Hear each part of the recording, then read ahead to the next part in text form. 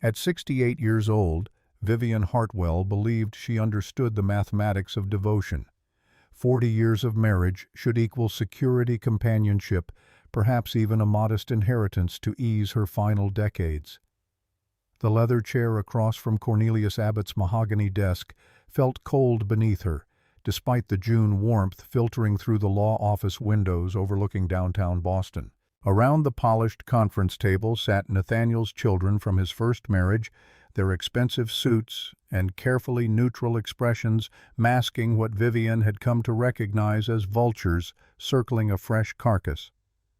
Cornelius cleared his throat, the sound uncomfortable in the hushed room. He'd been Nate's law partner for 30 years, had sat at their dining table countless times, had complimented her pot roast and thanked her for the precisely timed coffee refills during late-night strategy sessions.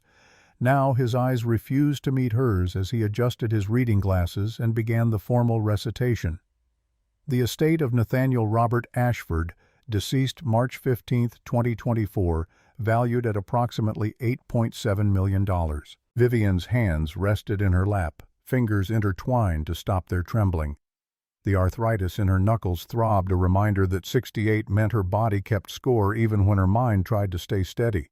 $8 million. More than she'd imagined, though Nate had always kept finances locked away in that mysterious realm of, don't worry yourself about such things.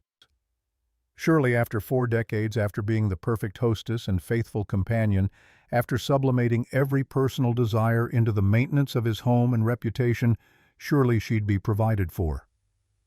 The Thornbridge residence, currently valued at $2.1 million, is bequeathed in its entirety to Garrett Ashford. Sloane Ashford Price and Preston Ashford, to be divided equally among them, or sold with proceeds distributed as they determine appropriate. Cold spread through Vivienne's chest, the house where she'd lived since 1984, where she'd learned every creaking floorboard, cultivated every rosebush, hosted every dinner party that advanced Nate's career. Not hers. Never hers. Garrett shifted in his seat, 60 years old, but still carrying himself with the entitled posture of the college athlete he'd once been. A small smile played at the corner of his mouth. Vivienne remembered him at 20, standing rigid at their wedding reception, watching his father marry a woman 12 years his senior but still young enough to feel like an interloper. He'd cornered her by the champagne fountain that night, voice tight with barely controlled anger. "This doesn't make you our mother. Don't even try." She'd tried anyway. For 40 years, she'd tried. The investment accounts, totaling $4.2 million, are similarly to be divided equally among the aforementioned children. Cornelius's voice had taken on the mechanical cadence of someone delivering information he'd rather not speak aloud. The retirement funds, valued at $1.8 million, same distribution. Vivienne heard her own voice, distant and strange. "What about me? What did Nate leave for me?" Cornelius set down the document and genuine pain flickered across his features. He'd argued against this, she could see it in the tightness around his eyes. "I'm required to read this verbatim, Vivi. I'm sorry." He lifted the will again, and the words that followed landed like physical blows. "My wife, Vivienne Hartwell Ashford, has lived comfortably at my expense for 40 years and has wanted for nothing during the course of our marriage. She has had the benefit of my wealth, my home, my social standing, and a lifestyle far beyond what she could have achieved on her own working as a secretary. This constitutes adequate compensation for her companionship and for the domestic services she has provided over the years." Across the table, Sloane examined her manicured nails. Preston had his phone out, thumb scrolling with studied indifference. Garrett's smile had widened. Domestic services, companionship, 40 years reduced to the language of a service contract, an arrangement concluded, a debt settled. Vivienne understood in that moment what it meant to be erased, not killed, but rendered so invisible that even in death the person who should have seen her most clearly had looked right through her.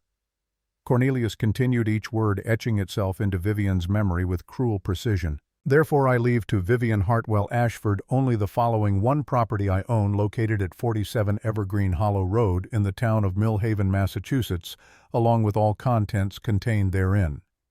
This property is given with the express understanding that she will vacate the Thornbridge residence within 30 days of my death, as that property is needed by my rightful heirs." The silence that followed contained multitudes. Somewhere in the building a phone rang. Traffic hummed on the street below. Life continued indifferent to the dismantling of Vivienne's world. Sloane broke the quiet, her voice dripping practiced sympathy. "Daddy mentioned that Millhaven property years ago.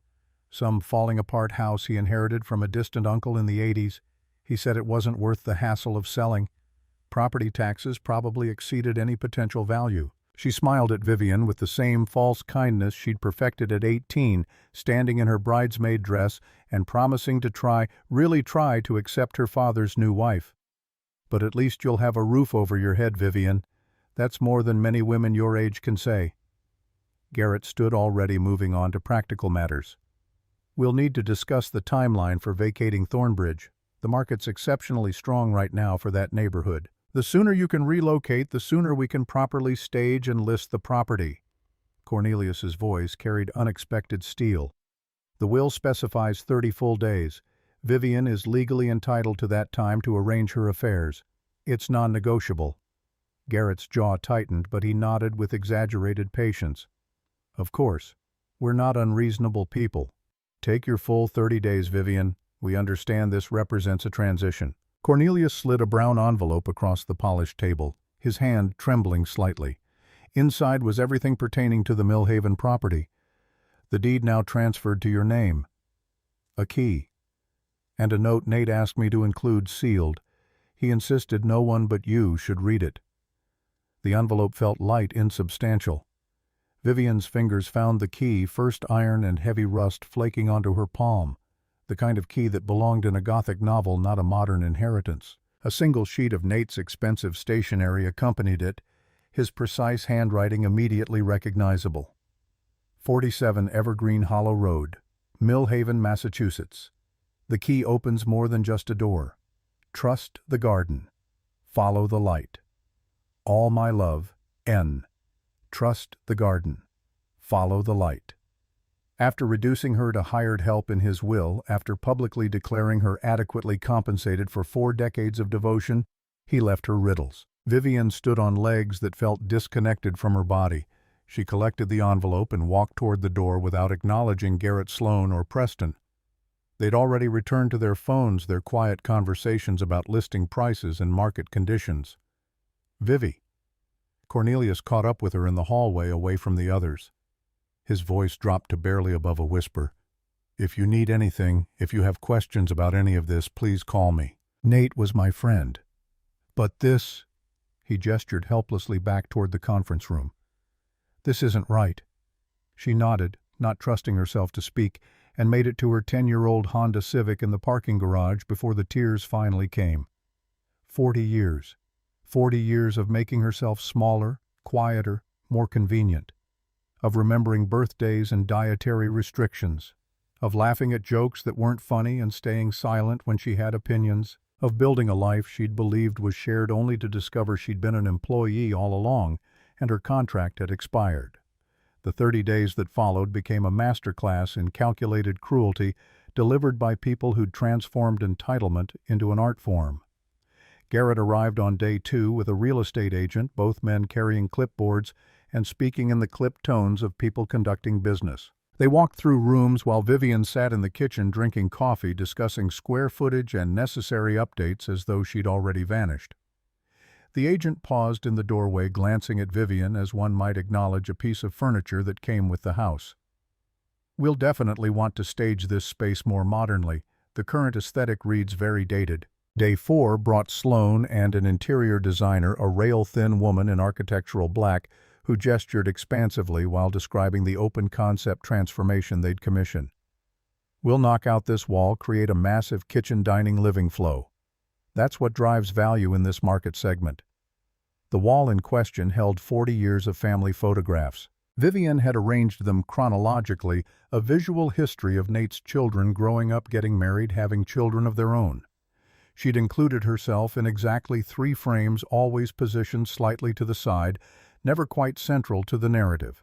The gardens particularly offended them. Preston stood at the window one afternoon, shaking his head at the beds Vivienne had cultivated with obsessive care. Significantly overgrown. "We'll need professional landscaping crews to clear all this out before listing. First impressions matter most." Those roses had been planted her first spring in the house when she'd still believed she could grow roots here.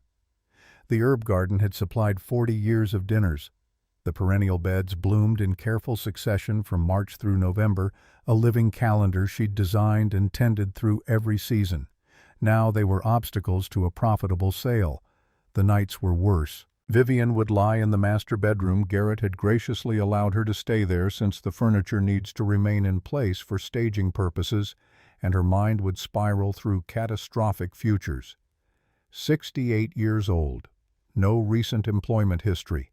The last paycheck she'd earned had been in 1984 as a secretary at Henderson & Associates before Nate had asked her to dinner and then asked her to quit working and focus on being his wife. The Millhaven property was almost certainly worthless, exactly as Sloane had described. Perhaps she could sell it for $50,000 or $60,000 if she found a desperate buyer. That might last 3 or 4 years if she lived with extreme frugality. And then, what, 72 and destitute, dependent on whatever safety net existed for elderly women with no family and no resources. Some nights the fear constricted her throat until she couldn't breathe properly. Her heart would race. Her chest would tighten, and she'd pace the bedroom in darkness, trying to remember techniques she'd read about for managing panic attacks. The arthritis in her hips protested each circuit around the room, but physical pain was easier to bear than the terror of complete financial ruin. Other nights the fear transformed into rage so intense it startled her. How dare Nate do this? How dare he let her spend 40 years believing they were partners building something together, trusting in their shared future, only to reveal in death that she'd never been anything more than staff? How dare he choose his entitled, selfish children over the woman who'd devoted her entire adult life to his comfort and success? But rage required energy, and energy was a finite resource when you were simultaneously terrified and 68 years old with joints that ached in the morning. So mostly Vivienne felt numb, going through mechanical motions of packing a life that had turned out to be built on sand. 3 suitcases of clothing, most of which she threw away because what was the point? These were the outfits Nate had preferred, the persona he'd wanted her to project. Conservative dresses for dinner parties. Sensible shoes for grocery shopping. Nothing too bright. Nothing too attention-seeking. She kept only the basics, things that would survive whatever came next. 2 boxes of truly personal items. Photographs of her parents, both dead now. Letters her mother had written during the early years of the marriage, full of hope that Vivienne had made a good choice, married well, secured her future. A few books that had belonged to her grandmother. Her father's pocket watch. The silver locket her mother had given her on her wedding day. That was it. 40 years reduced to 3 suitcases and 2 cardboard boxes that had once held printer paper. On day 28, Vivienne stood at the kitchen sink, washing her breakfast dishes, when she heard Garrett and Sloane in the dining room.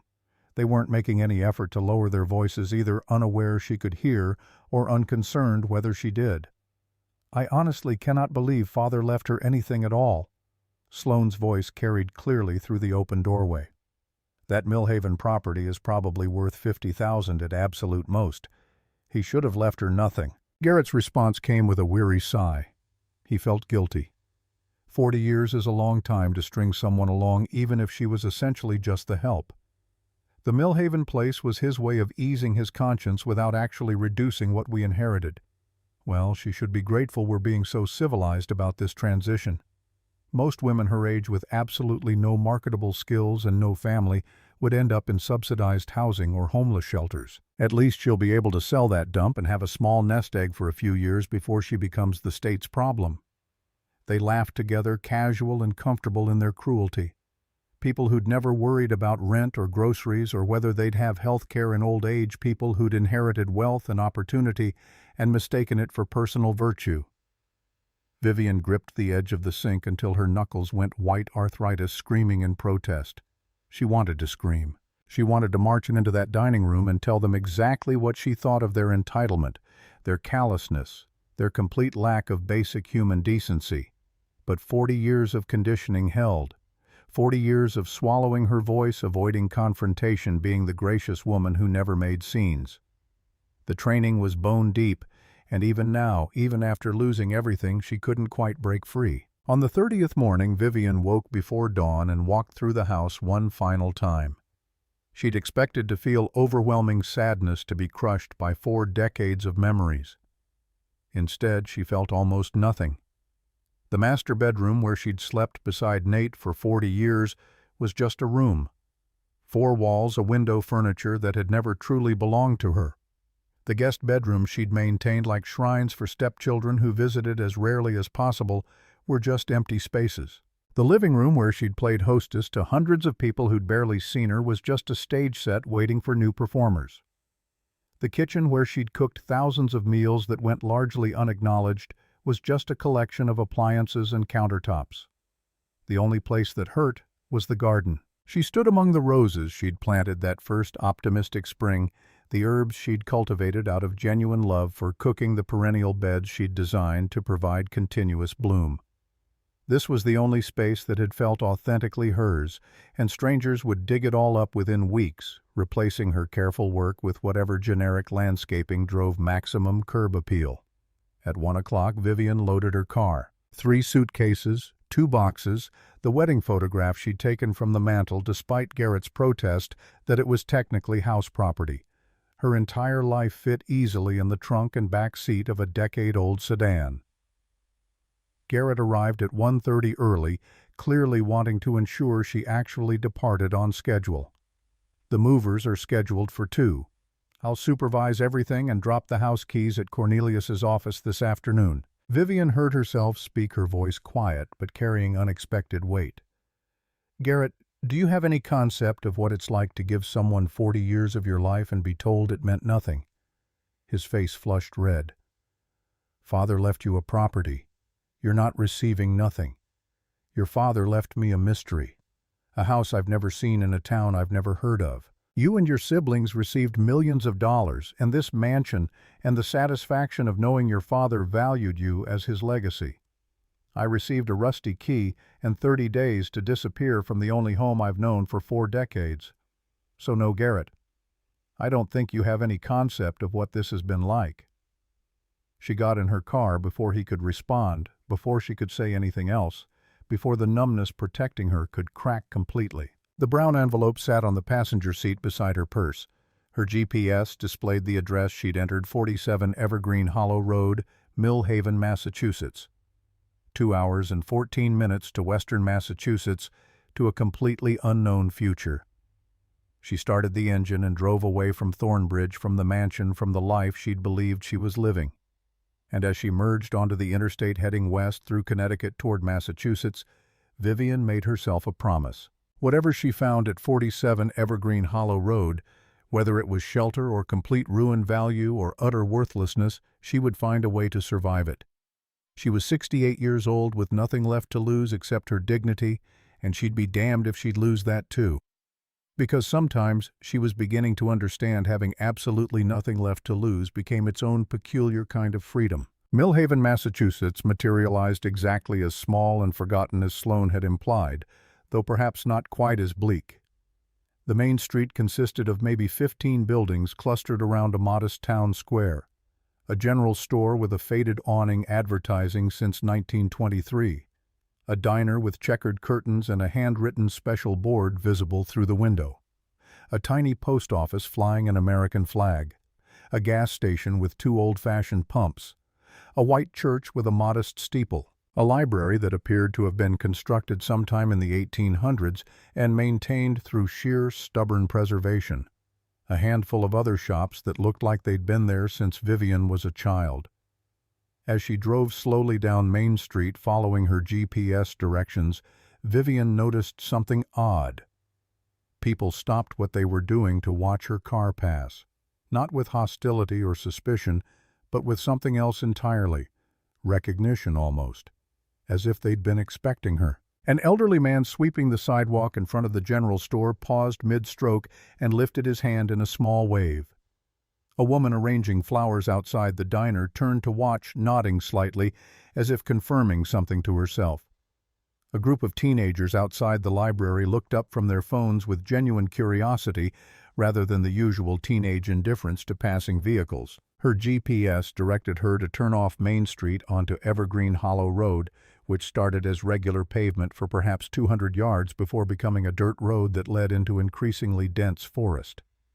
Ancient oak trees lined both sides, massive trunks that had to be hundreds of years old, their spreading branches creating a tunnel of green shade that filtered the afternoon sunlight into dancing patterns across her windshield. The road was rough-rutted with old tire tracks and irregular from winter frost heaves. Vivienne had to drive slowly to avoid bottoming out her low-clearance sedan. Branches occasionally scraped against the roof and windows, creating sounds that would have been unsettling if the forest itself hadn't felt so strangely peaceful. After what seemed like forever, but was probably only about a mile, her GPS announced in its cheerful mechanical voice, "You have arrived at your destination." Vivienne stopped the car and sat for a long moment, hands still gripping the steering wheel, almost afraid to look up, afraid of what she might see, more accurately afraid of what she might not see, afraid that Sloane had been right and she'd find nothing but a collapsing ruin. Then she took a deep breath, lifted her eyes, and stared at what lay before her. The property wasn't what Sloane had described at all. The house sat in a large clearing surrounded by those massive oak trees like sentinels standing guard. It was old, certainly built from gray fieldstone that dated back to at least the 1800s, probably earlier. 2 stories with a steep slate roof that looked remarkably intact. White painted wooden trim around leaded glass windows that caught the afternoon light and threw it back in prisms. A heavy oak front door under a small covered portico with carved wooden supports that showed genuine craftsmanship. Ivy grew up portions of the stone walls, but in a way that looked intentional, decorative, like something from an English country estate, rather than abandoned neglect. The slate roof showed no obvious damage, no missing tiles or visible deterioration. The grounds immediately surrounding the house were overgrown, certainly, but Vivienne could see the bones of the original design beneath the wilderness. Stone pathways now partially obscured by grass and encroaching plants. Organized beds where roses bloomed wild and untamed, their canes reaching in every direction without the structure of pruning. What looked like it had been a formal kitchen garden, now given over to a tangle of herbs growing alongside wildflowers. There was even a fountain, currently silent and dry but still elegant, standing in what had obviously been a formal garden area at some point.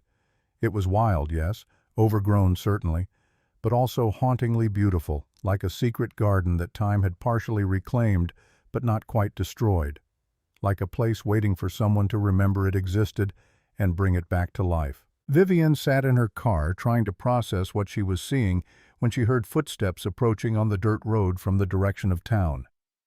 An elderly woman was walking toward her with surprising purpose for someone who had to be around 75. She wore a simple cotton dress in a faded floral print and carried a wicker basket covered with a checkered cloth. "You're Vivienne," the woman said it as she reached the car, not a question but a statement of absolute certainty, as if she'd been waiting for this exact moment. "Yes." Vivienne managed, climbing out of her car on legs that felt unsteady, her hip protesting the 2-hour drive. "How did you know we've been waiting for you?" The woman said it simply, as though this were the most natural thing in the world. "Nathaniel told us you'd come eventually after he passed. He said to watch for a woman named Vivienne, driving an older Honda. He was very specific about the details." She held out the basket and Vivienne took it, automatically too surprised to do anything else. "Bread, eggs, milk, coffee, cheese. I figured you might need supplies. The house has been maintained, utilities are on, everything works, but there's no food stocked. I'm Delphine Rousseau. I run the general store in town." Vivienne looked at the basket in her hands, then back at Delphine, her mind struggling to catch up. "Nathaniel told you when—" "He never once mentioned this place to me in 40 years of marriage." Delphine's expression softened into something that looked like understanding mixed with pity. "Nathaniel came here regularly for 40 years, dear. Once a month at the very least, sometimes more frequently.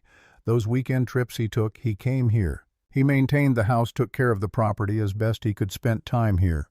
He told us that when he died, his wife Vivienne would inherit this place. He said you wouldn't know about it beforehand because he'd kept it secret, for your protection." Vivienne heard her own voice, distant and strange, echoing Nate's note. "Protection from what?" "From them, I imagine." Delphine gestured vaguely eastward toward Thornbridge, toward Garrett and Sloane and Preston. "Nathaniel said they'd never accepted you, that they'd always resented him marrying you. He said if they knew about this property, they'd find legal ways to claim it.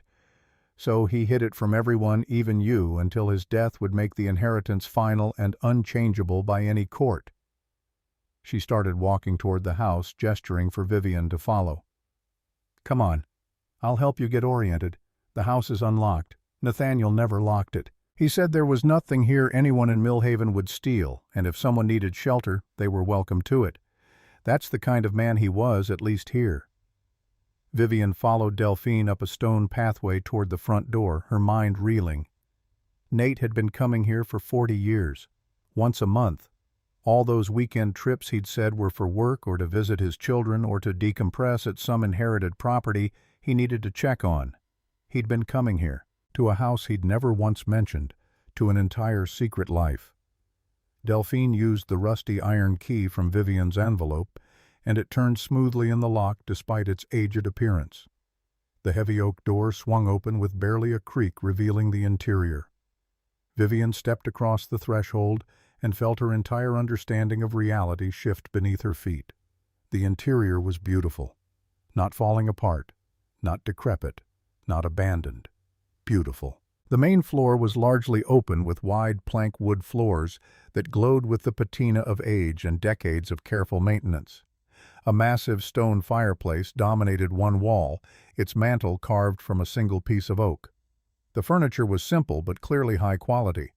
A comfortable-looking sofa covered in worn leather that had probably cost a fortune when new. Several chairs positioned to take advantage of the light from the windows. Built-in bookshelves filled with volumes Vivienne didn't recognize. Hand-woven rugs in soft, muted colors that coordinated with everything while calling attention to nothing. Leaded glass windows created patterns of filtered forest light that danced across the floors. Everything was clean dusted, maintained. Someone had been taking care of this place. But what made Vivienne's breath catch, what made her knees weaken until she had to reach for the doorframe to steady herself, was the photographs. They covered every available surface, every wall, every shelf, every flat space. Framed photographs of Vivienne. Vivienne on their wedding day, 28 years old, radiant with hope and terrible naivety. Vivienne in the Thornbridge garden, kneeling in the soil with dirt on her hands and genuine joy on her face, caught in a moment she didn't remember anyone photographing. Vivienne laughing at something, the camera capturing an instant of unguarded happiness. Vivienne reading in a chair, afternoon sunlight catching her hair and creating a halo effect.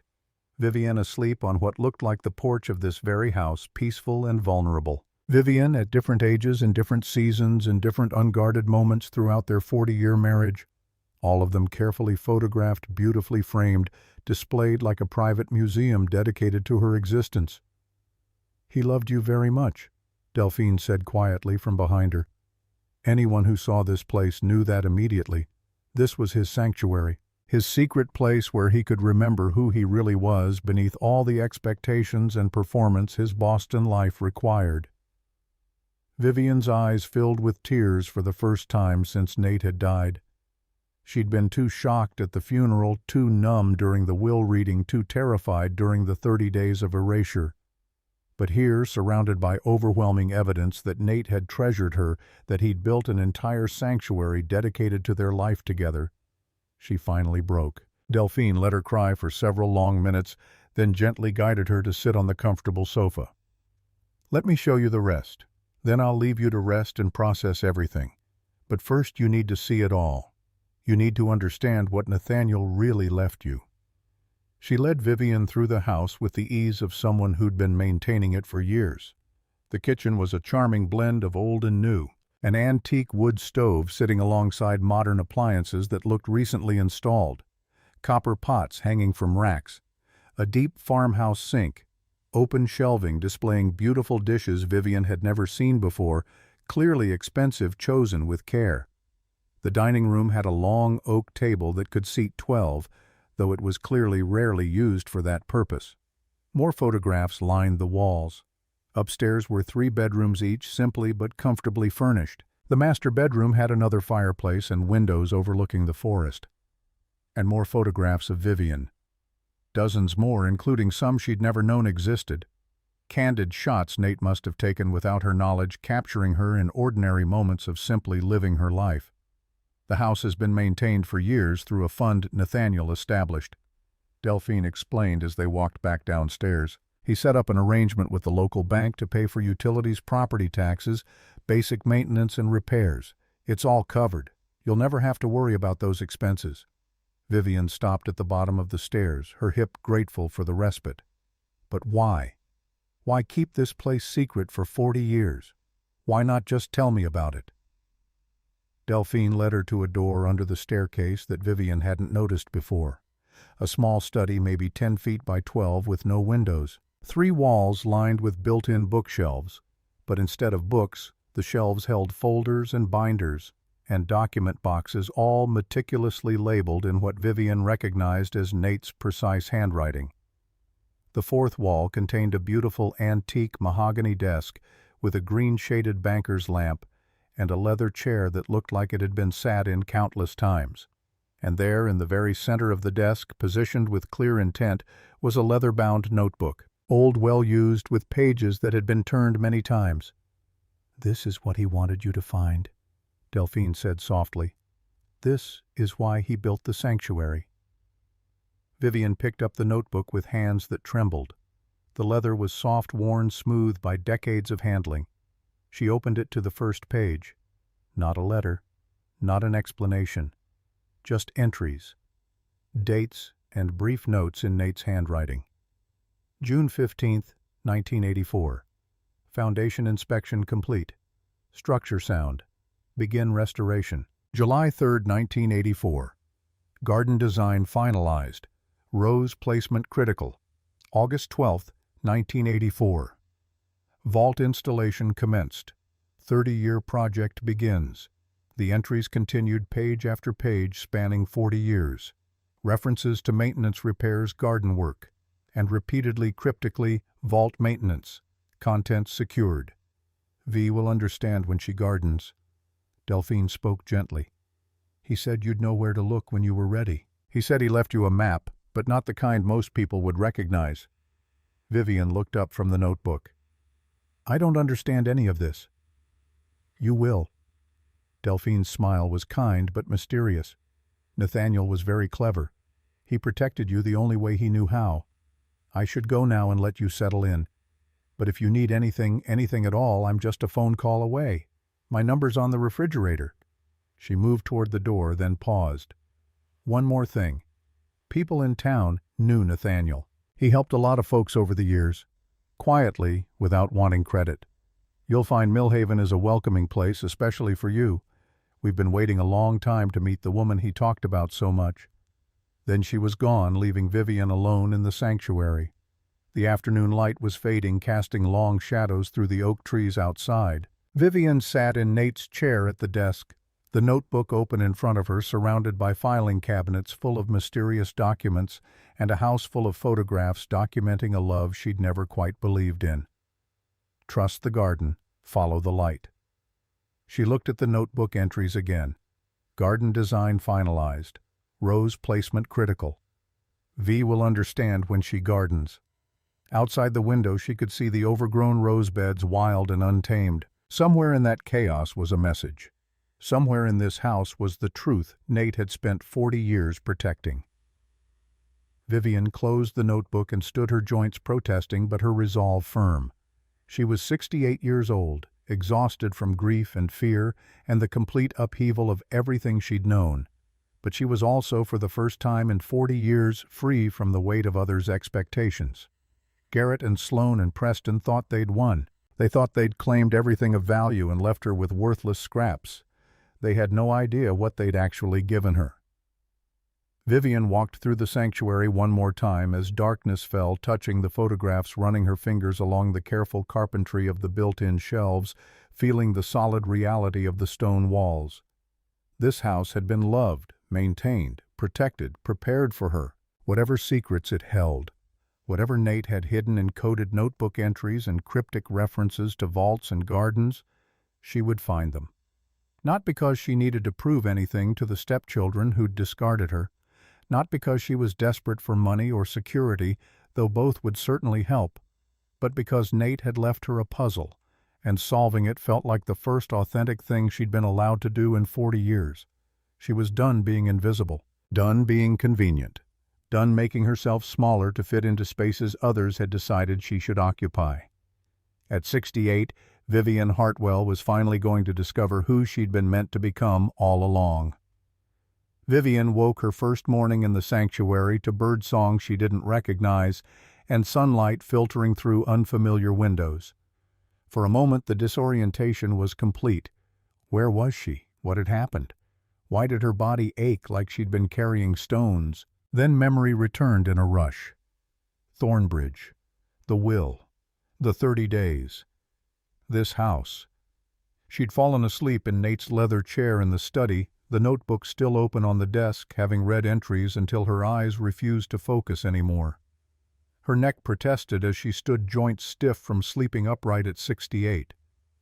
The arthritis in her hands made opening the aspirin bottle a small battle she won only with persistence. The house felt different in morning light, less mysterious, more solid, real in a way the previous evening's discoveries had felt dreamlike.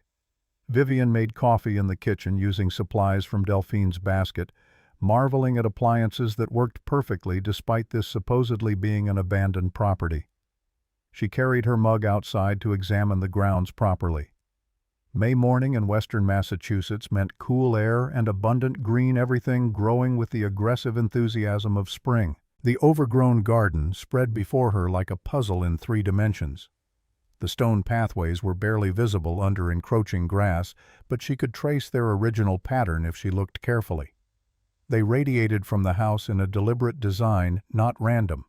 The fountain stood at what appeared to be the geometric center of the front garden, dry and silent, but structurally intact. And everywhere roses.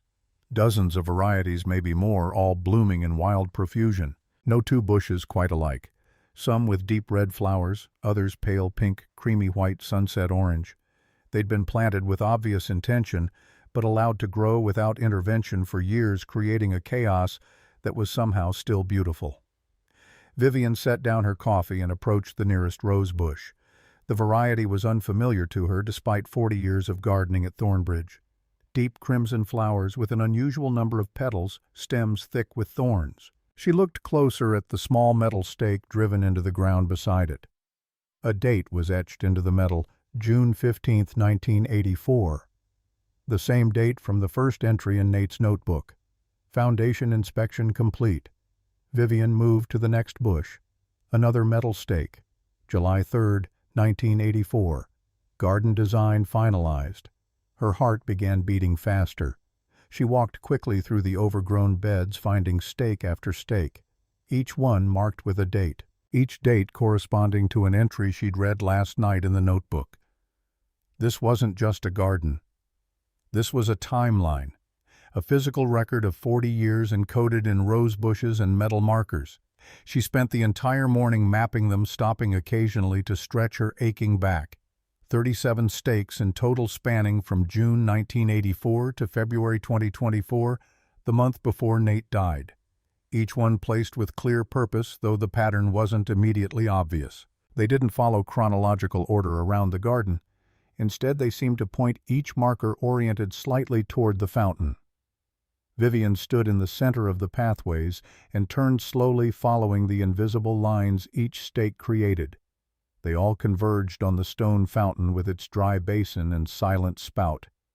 Trust the garden. Follow the light.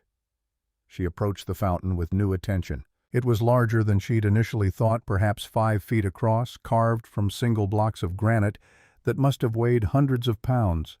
The basin was deep, but empty leaves accumulated in the bottom from last autumn. The center column rose 3 feet, topped with a carved stone finial shaped like an acorn. Vivienne ran her hands around the basin's rim, searching for she wasn't sure what. A hidden compartment. A removable panel. The stone was cold and rough under her fingers. Genuinely old, probably original to whenever this garden had been first designed. She tried the center column next, pushing, pulling, twisting. Nothing moved. The whole structure was solid, mortared together decades or possibly centuries ago. Then she noticed the acorn finial wasn't quite aligned with the column below it. A gap barely visible ran around its base. Not damage, intentional design. She gripped the stone acorn and turned. It rotated smoothly, well-engineered despite its age. One full turn counterclockwise, and something clicked deep within the fountain mechanism. The center column shifted slightly enough to reveal it wasn't solid but hollow. Vivienne's hands shook as she lifted the column free. It came away surprisingly easily, lightweight for its size.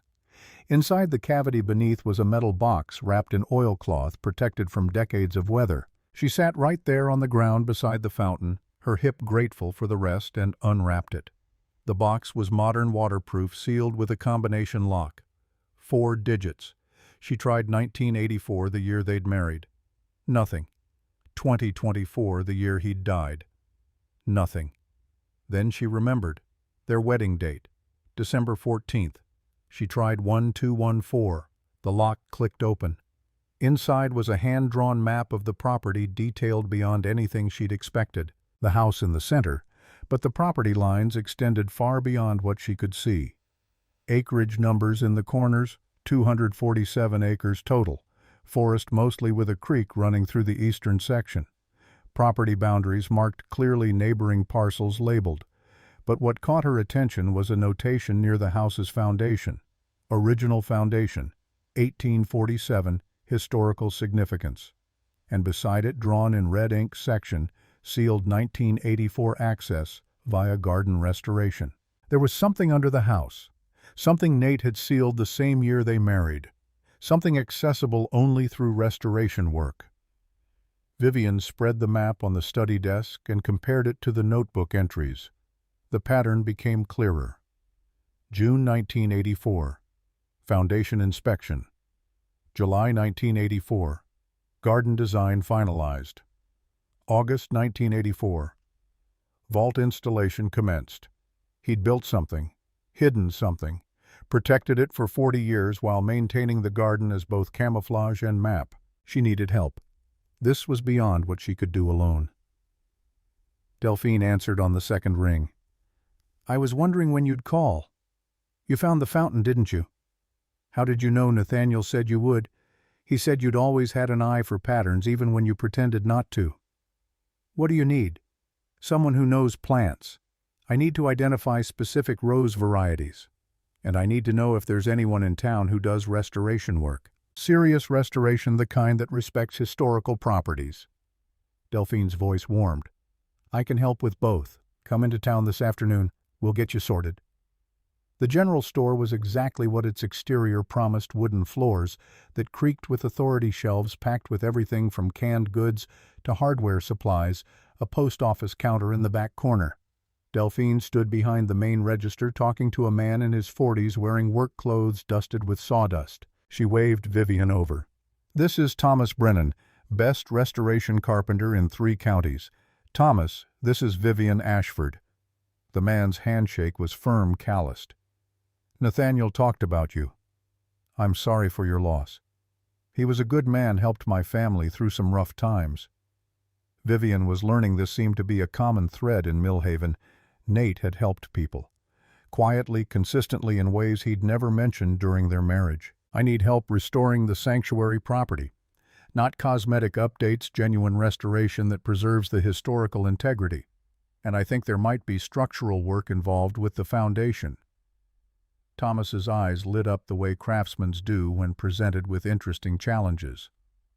"I'd be honored. Nathaniel asked me years ago if I'd be willing to work on the property when the time came. He said you'd need someone who understood what you were trying to preserve. Of course Nate had planned this too. Of course he'd arranged for exactly the right help to be available exactly when needed." They walked the property together that afternoon, Thomas taking notes and photographs. He pointed out details Vivienne had missed: the exceptional condition of the slate roof, the quality of the mortar work in the stone walls, the hand-carved details in the wooden trim. This house was built by someone who understood permanence. Not quick construction, but meant to last generations. The foundation work especially, that's 1840s craftsmanship. They built differently then. Can you help me examine the foundation? I think there might be sealed sections that need to be opened. Thomas didn't ask why. He just nodded. We'll need to be careful. Historical foundations can be tricky. But yes, I can help. When do you want to start tomorrow? That evening, Delphine arrived with an armful of books. Rose encyclopedias, botanical guides, historical gardening references. They spread them across the dining room table and began the work of identifying varieties. The process was painstaking. Vivienne's eyes ached after an hour, the small print swimming. She had to take breaks, her neck protesting the constant downward angle. But slowly patterns emerged. The deep crimson with extra petals was Rosa Beneath the Stars. The pale pink with unusual leaves was Rosa Eternal Truth. The sunset orange was Rosa Hidden Heritage. They worked through 12 varieties before Delphine sat back, her expression shifting to something like awe. Vivienne, look at the names. Vivienne arranged the list they'd compiled: Beneath the Stars, Eternal Truth, Hidden Heritage, Ancient Secrets, Treasured Past, Hallowed Ground. The first letters spelled B-E-T-H-A-T-H. Meaningless. But if she took the first significant word from each variety beneath, eternal, hidden, ancient, treasured, hallowed, Bethath still meant nothing.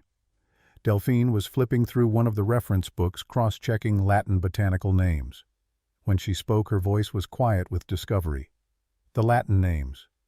Look at their Latin names.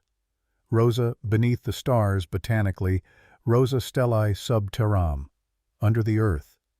Rosa Eternal Truth. Rosa Veritas Perpetua, perpetual truth.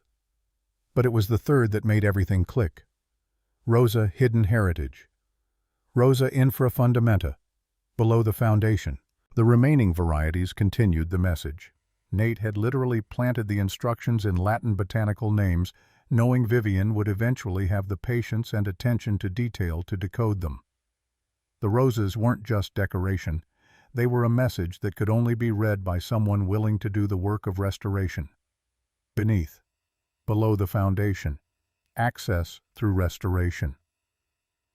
Thomas arrived the next morning with 2 assistants and equipment.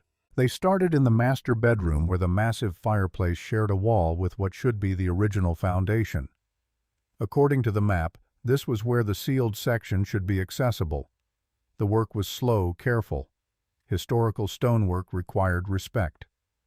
Thomas examined each stone in the fireplace surround, testing for movement, looking for signs of modification. His assistants documented everything with photographs and sketches. 3 hours and Thomas called Vivienne over. This stone. See how the mortar's different, newer. Maybe 40 years old instead of 180. He applied gentle pressure and the stone shifted. Behind it, instead of more foundation, was a narrow gap. Thomas carefully removed 3 more stones, revealing a space perhaps 2 feet wide. Inside was another metal box, larger than the one from the fountain, and beside it, wrapped in waterproof material, a leather journal. Vivienne's hands trembled as she unwrapped the journal. The leather was new, maintained, nothing like the aged notebook downstairs. Inside, Nate's handwriting filled page after page, but not in plain English. The text was gibberish letters and numbers arranged in patterns that made no immediate sense. Encrypted. He'd encrypted his journal. She brought it downstairs to the study, spreading it open beside the old notebook. There had to be a key, a cipher, some way to decode this. She spent the afternoon trying combinations, her frustration mounting with each failed attempt. The close work made her eyes water, and by evening she had a headache that pulsed behind her temples. Delphine arrived with sandwiches and found Vivienne surrounded by papers, exhausted. I can't crack it. I've tried everything I can think of. Birth dates, anniversaries, case numbers from his legal work. Nothing makes sense. Let me see. Delphine examined this journal, then picked up some of the loose papers from the filing cabinet. These are labeled with case citations. Nathaniel was very particular about legal citation format. She compared the journal to the case files. The pattern emerged slowly. Each entry referenced a specific case from Nate's files, and the actual content was written in the margin notes of those case documents. You had to cross-reference the journal with the filing cabinet to read the real message. It took them a full day to decode the key entries. What they discovered was both revelation and confirmation. May 20th, 1984. Uncle Thomas died today. Left me Evergreen hollow and everything contained within. He knew about Vivienne before I told him. Said I'd found someone worth protecting. Showed me the vault he'd built in 1847 when the house was constructed. Made me promise to protect it for someone I loved more than my own comfort. June 15th, 1984. Had vault inspected by structural engineer. Contents intact. Thomas's collection worth more than I imagined. Documents from pre-Civil War era. Gold from California Rush deposited here rather than banks. Conservative estimate over $2 million value. More importantly, historical significance beyond measure. July 3rd, 1984. Decision made. Will hide all knowledge of vault from children. They would destroy this trying to monetize it. Will prepare property for Vivienne. Garden design will serve as both beauty and map. Only someone patient enough to restore rather than demolish will find the truth. The entries continued through 40 years. The final entry was dated February 2024. Health failing. Time running out. Everything prepared. Vivienne will inherit Evergreen Hollow. Children will inherit debt and complicated trusts. You've already found my study. The filing cabinets there contain what you'll need if they challenge you. Use the evidence only if you must, but know it's comprehensive. The vault remains sealed.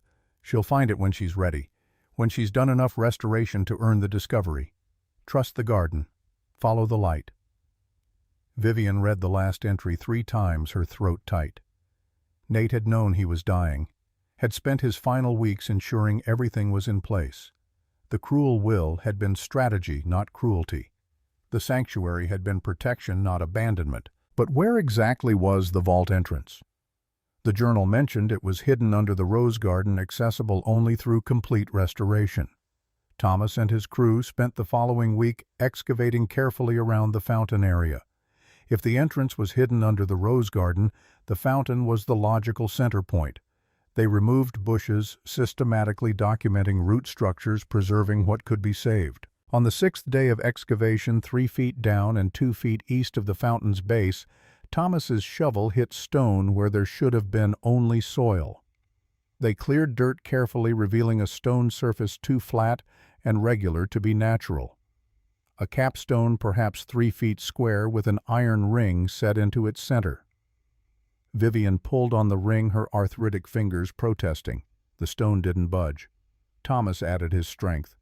Nothing. Then Vivienne remembered the rusty key, the one that had opened the front door so smoothly despite its appearance. She retrieved it from the house and examined the stone more carefully. There, a small hole barely visible in the corner of the capstone. She inserted the key. It turned with surprising ease, and something deep below clicked. The capstone shifted, revealing it wasn't solid but hinged. Together they lifted it, exposing stone stairs descending into darkness below. Thomas shone a flashlight down. The stairs were steep but intact, leading to what appeared to be a wooden door, perhaps 12 feet below ground level. "I'll go first." Thomas started down, testing each step. "They're solid. Whoever built this knew what they were doing." Vivienne followed, heart pounding her hip, complaining at the steep descent.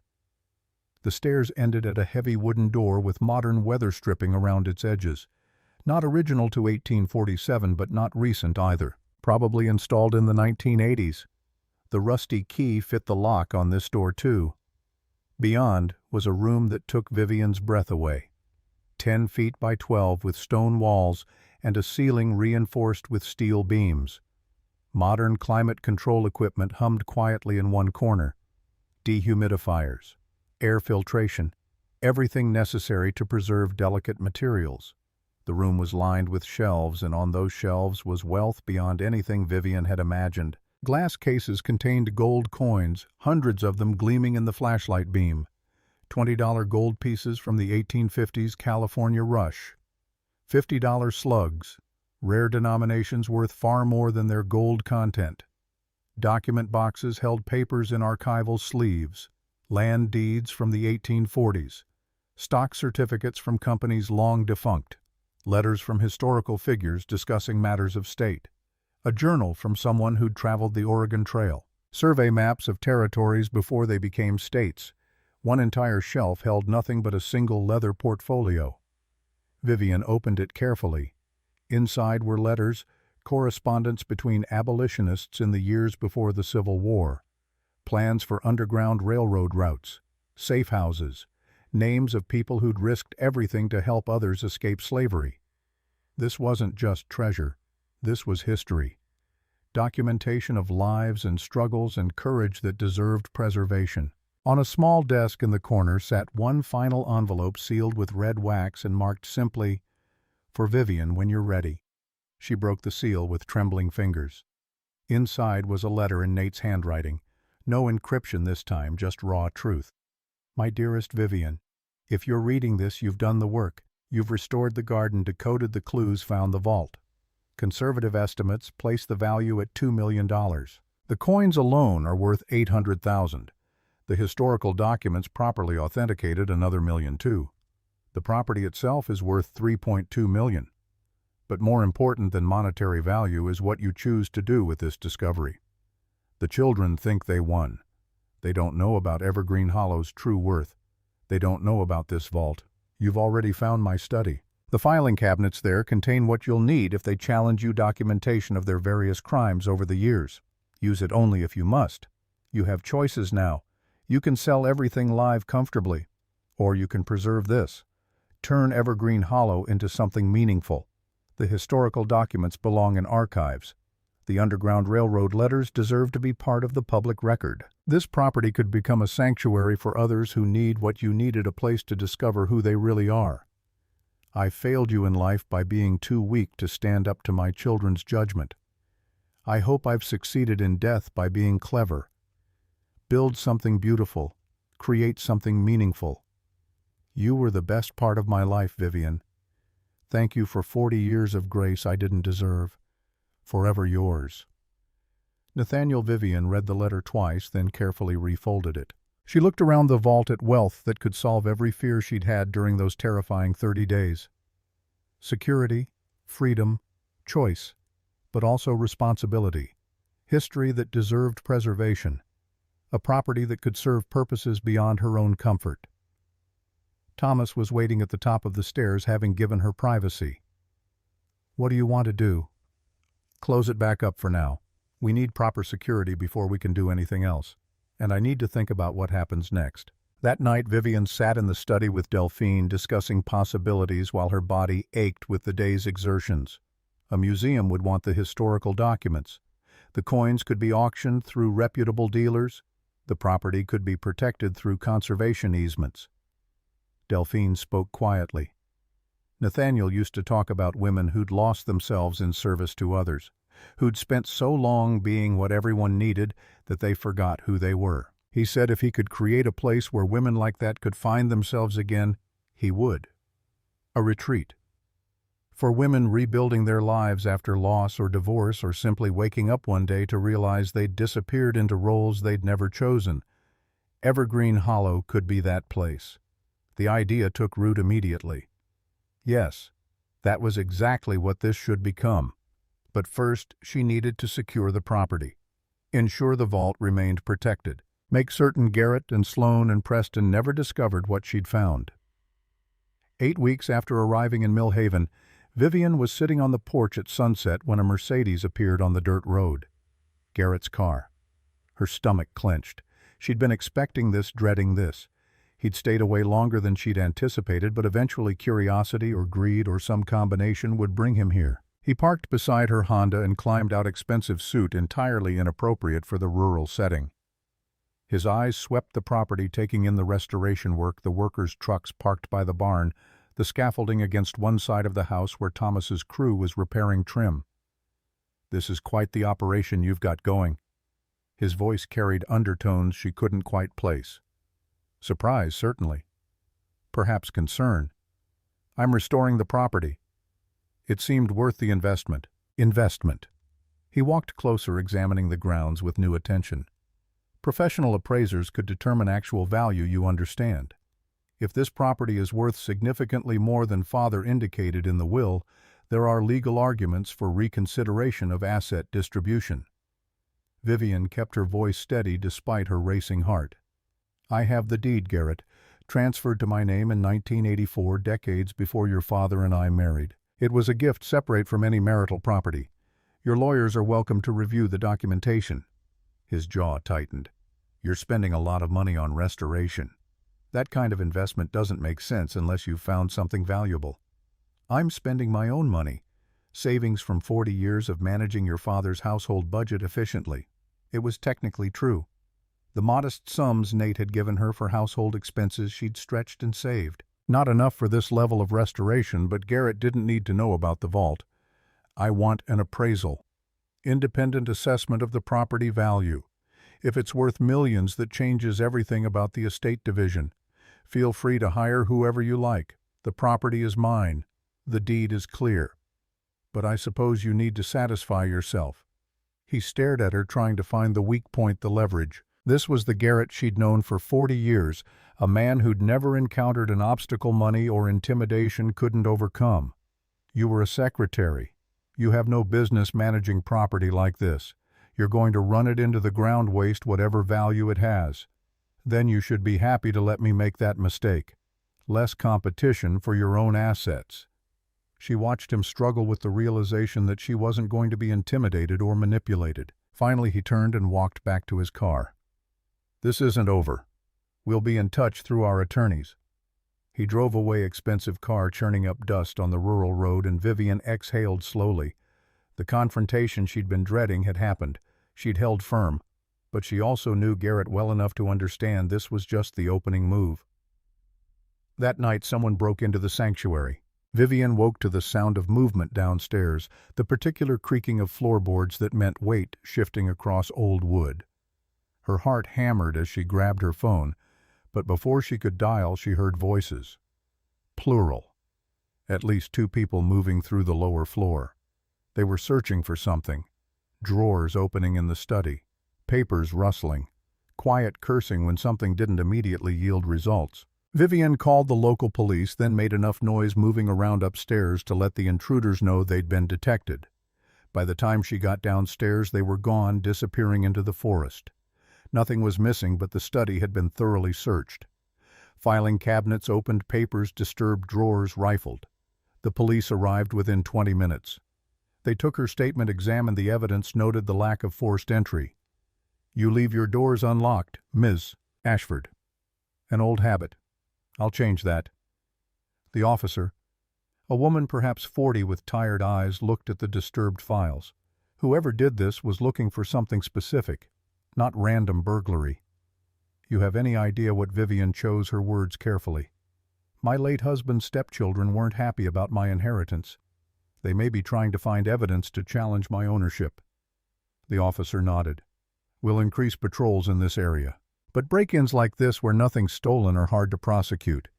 Whoever did this was careful.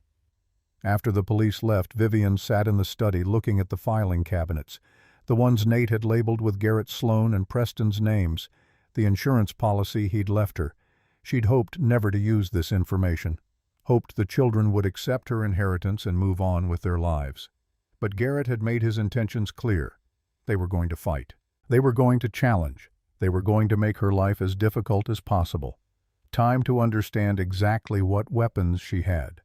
She spent the rest of the night reading files, her eyes burning with fatigue. What she discovered was worse than she'd expected. Not just ethical lapses or questionable decisions, but genuine crimes.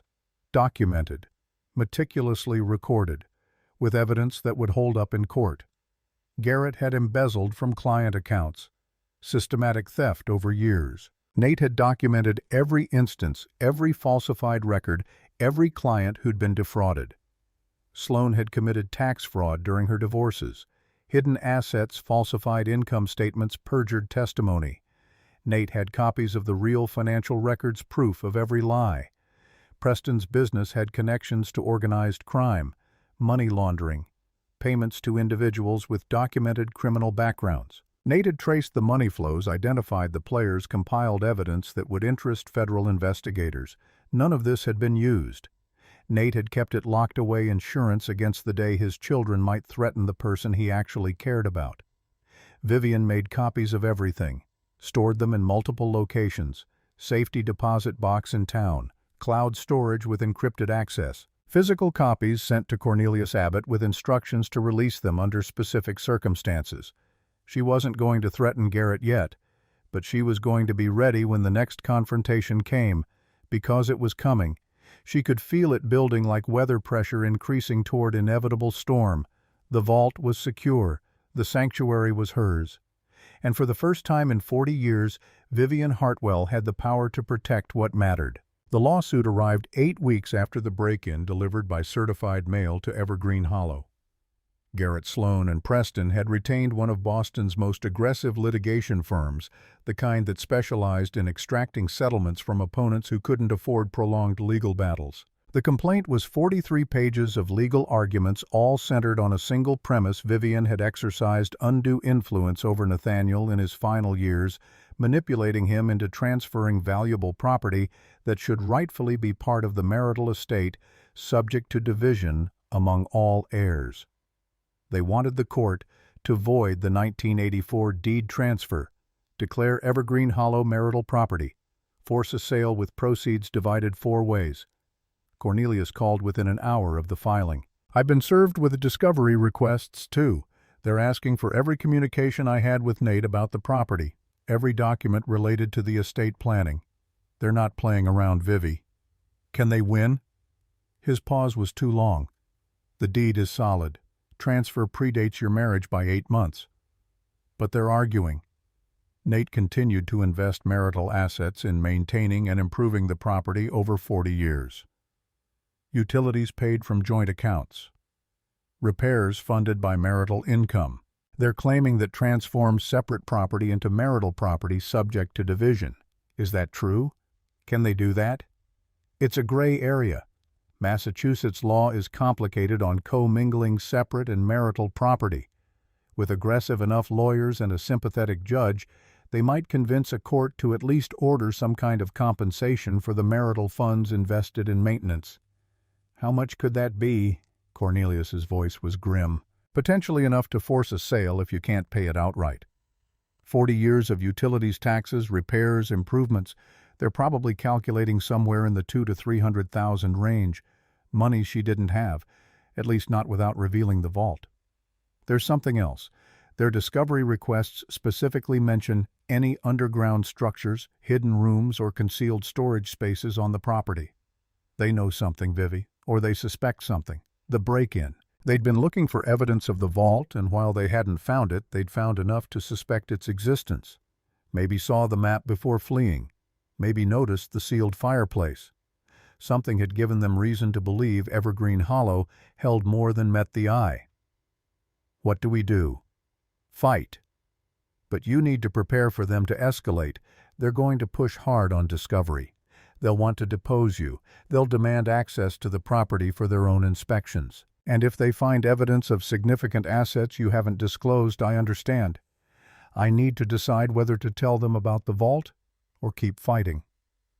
She spent the next week in consultation with Cornelius and his recommended litigation attorney, a woman named Sarah Winters, who specialized in estate disputes. Sarah was blunt about the challenges. Their argument has some merit. Not enough to void the deed probably, but enough to make this expensive and prolonged. We're looking at 18 months to 2 years of litigation. Discovery depositions, expert witnesses, trial. Legal fees will run $200,000 minimum, probably more. What if we disclosed the vault? Showed them its historical artifacts, not personal enrichment? Sarah shook her head. That makes it worse. Now they can argue you deliberately concealed marital assets. Even if the vault predates your marriage, they'll claim Nate spent marital funds maintaining it. They'll want half the contents, so I'm trapped. If I hide it, they'll claim I'm concealing assets. If I disclose it, they'll claim it's marital property. Welcome to estate litigation. Sarah's smile was sympathetic but not encouraging. Your best play is to make litigation so expensive and risky for them that they settle, which means we need leverage." Vivienne thought about the files in the study, the evidence of embezzlement, fraud, criminal connections, leverage she'd hoped never to use. "I might have something, but using it could destroy them. I'm not sure I'm willing to do that." Sarah's expression was carefully neutral. "Sometimes the threat is enough. You don't have to pull the trigger if showing them you have the gun makes them back down." But the pressure was mounting in ways Vivienne hadn't anticipated. The stress was physical. She wasn't sleeping, lying awake night after night running through worst-case scenarios. Her appetite disappeared. The arthritis in her joints flared with the constant tension. She lost 8 pounds in 3 weeks. Delphine found her one afternoon sitting on the porch, staring at nothing, too exhausted to move. "You look like you haven't slept in days." "I can't. Every time I close my eyes, I see losing this place, having to sell the vault contents to pay legal fees, ending up exactly where I was afraid I'd be after the will reading, broke and homeless at 68. You need to use what Nathaniel left you, the evidence against them." But Vivienne hesitated. Despite everything, they were still Nate's children. Using this information felt like crossing a line she wasn't sure she could uncross. 5 months after first arriving in Millhaven, investigators appeared. Private detectives hired by the Ashford children to examine the property document improvements estimate values.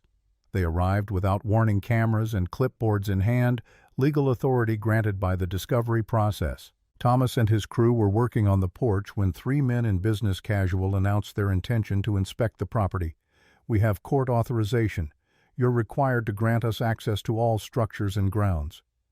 Vivienne had prepared for this. Cornelius had warned her it was coming. She stayed calm, professional, though her heart raced. "Of course. I'll accompany you to ensure you don't disturb the historical preservation work in progress." They spent 4 hours documenting everything. Photographing rooms, measuring square footage, examining the quality of materials and construction. They noted every improvement, every modernization, every detail that suggested value. One of them, a man perhaps 50, with the dead eyes of someone who'd seen too many estate disputes, kept returning to the master bedroom. "That fireplace is new mortar work, recent, maybe last 2 months. Restoration." The original stones were shifting. "We had to remortar for structural stability." Convenient timing, right after you inherited. Historical houses require constant maintenance. "Would you prefer I let it collapse?" He didn't answer, just made notes on his clipboard. But Vivienne saw his eyes linger on the sealed section, the stones they'd so carefully replaced after discovering the vault entrance. He suspected something. Maybe didn't know exactly what, but suspected. They examined the grounds, next spending particular attention on the rose garden. The fountain area showed obvious signs of excavation. Fresh soil, disturbed earth plants relocated. Major landscaping project. One of the investigators crouched beside the fountain examining the base. Recent digging here, multiple feet deep.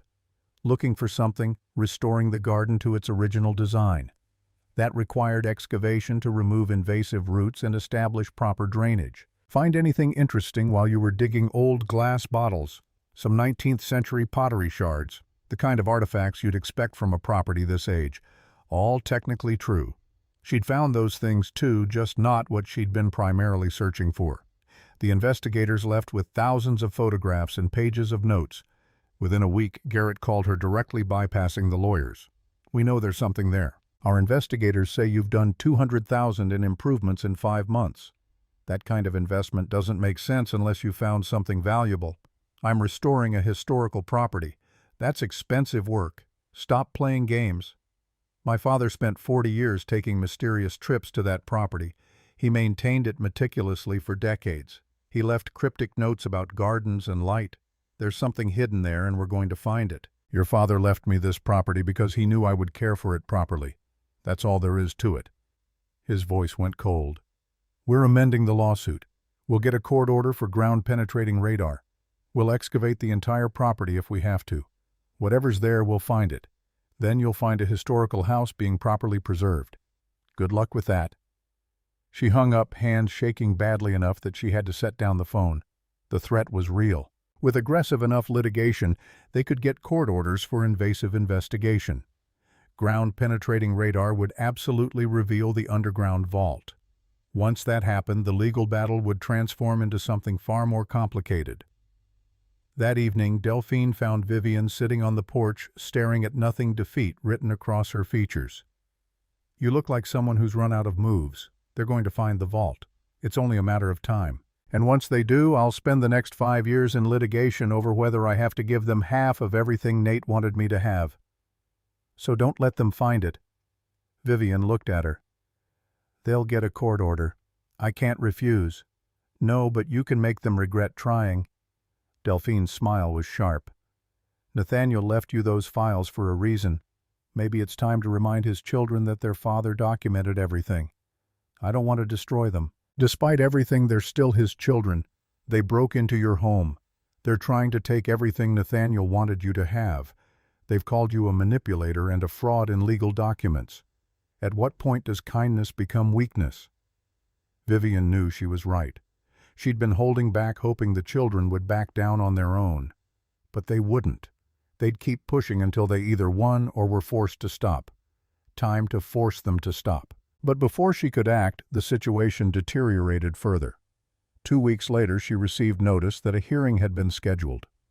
The judge would consider the Ashford children's motion for immediate property inspection, including ground-penetrating radar and excavation authorization.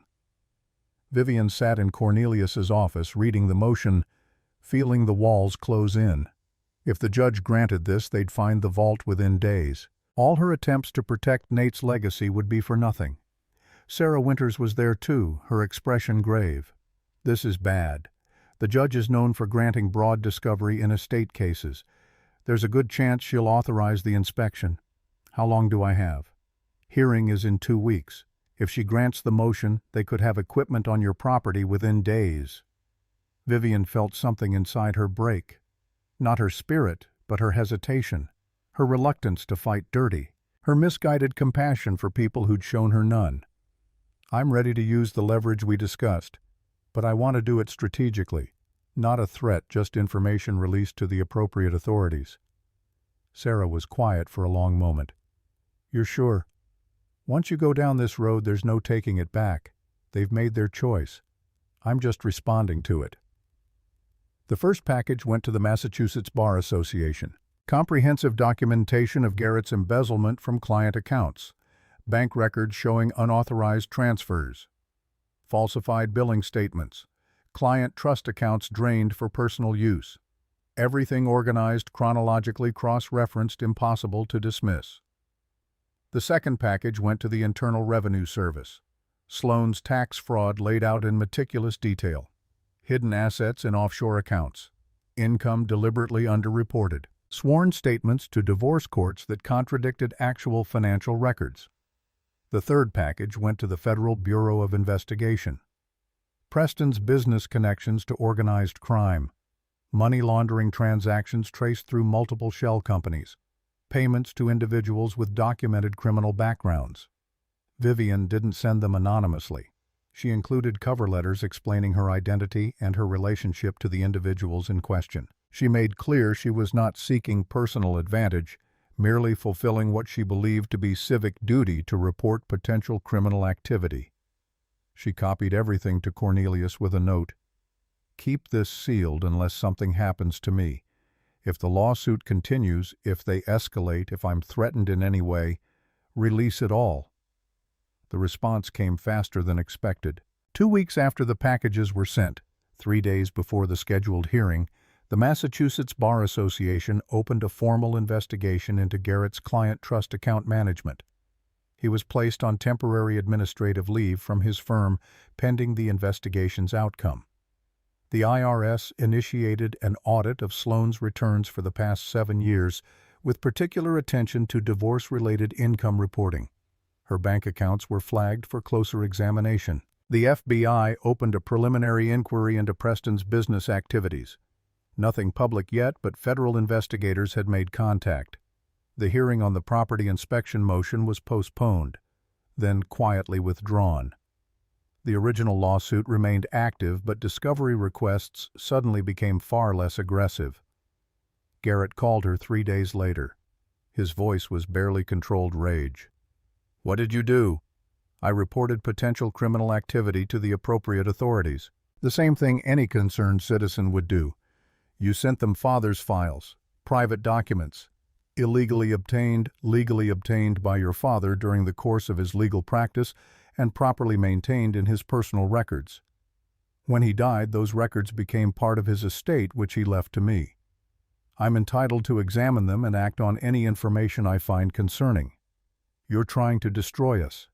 I'm protecting what your father wanted me to have. You chose to escalate. You chose to break into my home. You chose to accuse me of manipulation and fraud. I'm simply defending myself with the tools available. The Bar Association could disbar me. The IRS could bankrupt Sloan. The FBI could—" His voice broke slightly. "Preston could go to prison. Then perhaps you should have considered those consequences before trying to take everything your father specifically left to me. He knew what you'd done. He documented it all. He left me that documentation as insurance against exactly what you're doing now. This is extortion." "No. Extortion would be demanding money in exchange for silence. I'm not asking for anything except to be left alone with my legal inheritance. The investigations are happening because your father documented real crimes. What happens next is entirely in the hands of the authorities and your own choices. We'll drop the lawsuit." His voice was tight, defeated. "We'll accept the original will distribution. Just make this stop." "I can't make it stop. I reported the information. The investigations are beyond my control now, but I won't provide any additional documentation or testimony unless subpoenaed, and I certainly won't send anything else to any other agencies." The implication was clear. Stop fighting her, and the damage would be contained to what had already been initiated. Continue, and she had more she could release. "We need to talk. In person. All of us?" "Fine. Come to Evergreen Hollow. Saturday, 2 o'clock. Come alone, no lawyers, or I don't open the door." Saturday arrived with weather that felt inappropriately pleasant for what was coming. Vivienne spent the morning in the garden, hands in soil, finding center in the physical work despite her aching joints. At exactly 2 o'clock, the Mercedes appeared. Garrett driving Sloan in the passenger seat, Preston in the back. All three looked diminished somehow, as though the weight of investigation and consequence had physically compressed them. They walked to the porch where Vivienne waited in one of the rocking chairs Thomas had restored. She didn't stand, didn't welcome them, just gestured to the other chairs. Her hip was grateful to stay seated. "Thank you for coming." Garrett sat stiffly. "We're here to discuss terms. What it will take for you to cooperate with the investigations, provide exculpatory information, help resolve these matters. I won't lie to investigators. I won't provide false information. I won't obstruct justice." Sloane's voice was sharp. "But you could explain context. Tell them our father was mentally unstable in his final years, that these documents don't mean what they appear to mean. Your father was completely competent until the day he died. I won't commit perjury to protect you from the consequences of your own actions." Preston spoke for the first time, his voice barely audible. "What do you want? Money? Part of the mansion sale? Just tell us what it will take." Vivienne looked at them. These people she'd tried so hard to please for 40 years. People who'd never seen her as anything but an inconvenience. "I want you to sign legal documents forever relinquishing any claim to Evergreen Hollow or its contents. I want you to acknowledge the 1984 deed transfer as valid and beyond challenge. I want you to agree never to set foot on this property again without my explicit written permission." That's all. Garrett's suspicion was obvious. You went to all this trouble just to keep a rundown property. This rundown property, as you call it, is worth more to me than anything your father left you. Not in money, but in freedom, in possibility, in being somewhere I am not performing a role or serving someone else's needs. When you spend 40 years invisible, a place where you're finally seen becomes priceless. Sloan made a sound between a laugh and a sob. "You've destroyed us for a house in the woods. I've defended myself against people who tried to take the one thing I had left. Your father spent 40 years building this sanctuary while knowing his own children would try to steal it if given the chance. He was right about you. He was always right about you." The silence that followed was absolute. In it, Vivienne could see them processing the reality of their situation. Garrett facing disbarment and financial ruin. Sloane looking at tax liens and possible prosecution. Preston knowing federal investigators were tracing his money flows. She continued, her voice quieter but no less firm. "Sign the documents. Accept that this property is mine and mine alone. Never contact me again. In exchange, I won't provide any additional documentation to any investigating authority. I won't testify beyond what I'm legally required to do. I won't send your files to anyone else. And if we refuse," Garrett's voice was defeated, but he had to ask, "then I have copies of everything sent to the SEC State Attorney General and several major newspapers. Your father was thorough. There's enough documented evidence to destroy all three of you completely. Criminal charges, civil liability, professional sanctions, public humiliation, everything. This is blackmail. No. This is justice. Your father left you millions of dollars and a mansion. He left me one property and the means to protect it. You chose to challenge that. You chose to break into my home.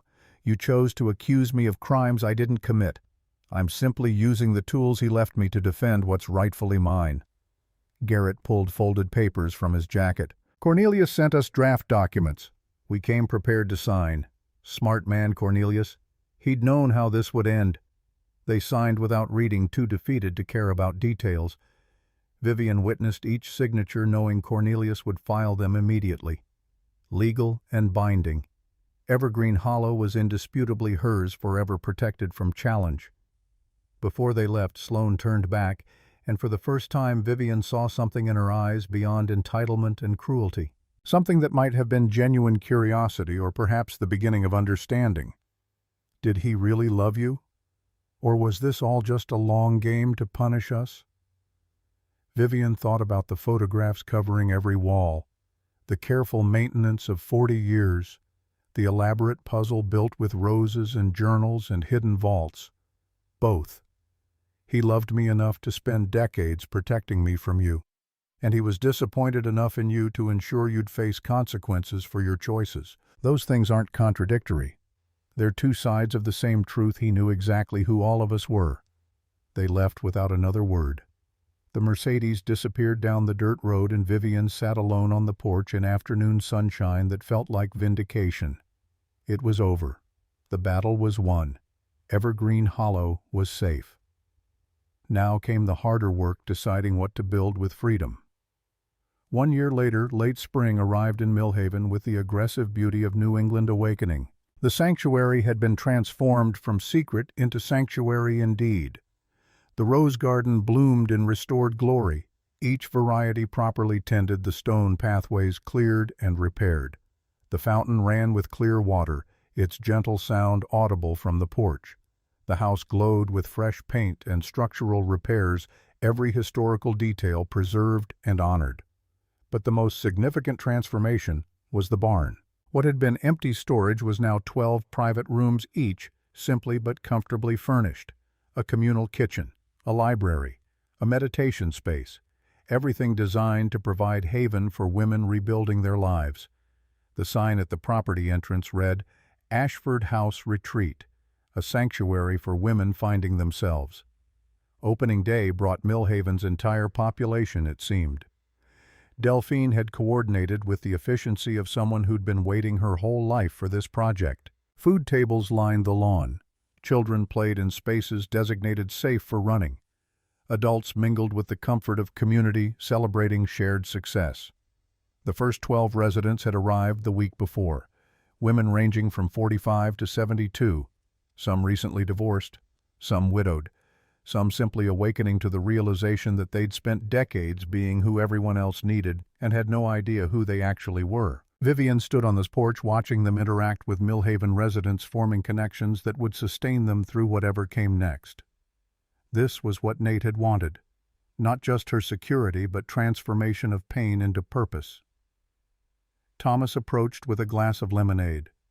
He'd become not just contractor but friend over the months of restoration work. Nathaniel would be proud. You've built something beautiful here. We built it. You and Delphine and everyone in this town who welcomed me when I had nothing. I just provided the property. You provided the vision. There's a difference. The vault contents had been handled exactly as planned. The historical documents donated to the Massachusetts Historical Society and several universities where scholars could study and preserve them.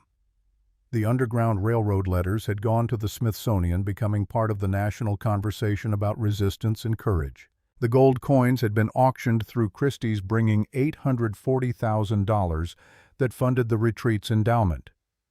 Vivienne had kept the property itself, placing it under conservation easement that protected the forest while allowing limited use of the structures. 247 acres of woodland would remain undeveloped in perpetuity, home to deer and birds, and the quiet restoration of human souls. Cornelius arrived fashionably late, as was his way. He'd remained her attorney and friend, guiding every legal step of the retreat's establishment. The Ashford children's investigations had concluded with professional sanctions and financial penalties, but no criminal charges. Garrett had been suspended from practice for 2 years. Sloan had paid substantial back taxes and penalties. Preston had sold his business under federal oversight. They'd survived but diminished. Justice without destruction. How does it feel? Cornelius accepted lemonade from Delphine. Opening day of your new life. Terrifying. I'm 69 years old. I've never run anything more complicated than a household. Now I'm responsible for a residential program, a historical property, and 12 women's well-being. You'll be fine. You've already done the hard part. Which part was that? Becoming yourself. Everything else is just details. As afternoon faded toward evening, Vivienne found herself in the rose garden with Delphine, both women deadheading, spent blooms in companionable silence. The physical work was meditative hands busy, while mind wandered through her arthritic fingers, protested the repetitive motion. Delphine finally spoke. Nathaniel told me once that you had a gift for making things grow. Not just plants, but possibilities. He said you could see potential in barren ground and coax it into life. He said that's why he built all this, because you were the only person he trusted to understand what seeds could become. Vivienne's eyes filled with unexpected tears. I wish he'd told me that himself. I spent 40 years thinking I was just convenient, just adequately compensated domestic help. He told you in the only language he knew how. Roses and riddles and elaborate protections. Some people can't speak love plainly, so they build cathedrals instead. The sun was setting behind the oak trees, painting everything in shades of amber and rose. Vivienne looked at the sanctuary, no longer Nate's secret, but her creation built from his foundation, but transformed into something new. 12 women finding themselves in rooms Vivienne had prepared, a community gathering to celebrate transformation instead of mourning loss. Historical documents preserved for future scholars. Woodland protected for future generations. This was what inheritance actually meant. Not money or property, but the chance to become who you'd always been meant to be. Vivienne walked to the fountain as twilight deepened, watching water catch the last light and throw it back in liquid gold. She thought about the woman who'd arrived here a year ago, terrified, depleted, believing she had nothing left to lose. She'd been wrong about that. She'd had everything to gain. It just required losing everything else first to see it. Behind her, laughter from the gathering, children chasing fireflies, adults sharing food and stories, women beginning to trust that starting over at any age was possible, that there was no statute of limitations on becoming whole. Vivienne touched the stone fountain where the key had turned, unlocking not just a vault, but a future. Nate had given her a map disguised as chaos, treasure disguised as nothing, freedom disguised as abandonment. The greatest gift was discovering she'd always had the strength to decode it. She just needed permission to stop being small enough to fit into other people's expectations. She smiled at the darkening forest, the house glowing with light and life behind her, and spoke aloud to the man who'd spent 40 years preparing this moment. Thank you for the key. I discovered I'd always had the strength to use it. The forest held her words like a blessing, and somewhere in the sanctuary a woman laughed with the sound of chains breaking, and Vivienne understood that freedom had never been about what she owned, but what she'd finally allowed herself to become. At 69, she stood in the exact center of where she belonged, not despite losing everything, but because of it. Sometimes you had to be reduced to nothing before you could build something that actually mattered. And sometimes the cruelest seeming inheritances contained the greatest gifts. You just had to be patient enough, brave enough, and stubborn enough to decode them.